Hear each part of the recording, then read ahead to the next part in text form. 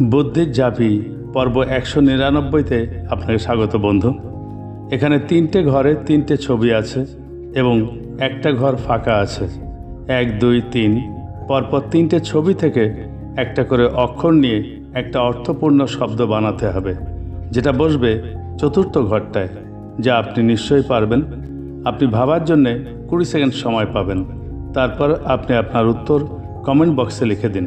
আপনার সময় শুরু হচ্ছে এখন।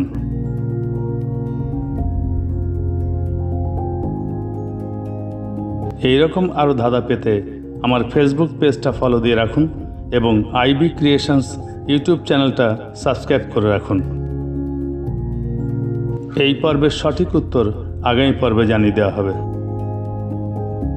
সময় শেষ। পর্ব 198-এর উত্তর বালক বা বাতিক। পরবর্তী ধাঁধার আসর বুদ্ধির ঝাঁপিতে আপনার সঙ্গে আবার দেখা হবে। ভালো থাকবেন। ধন্যবাদ।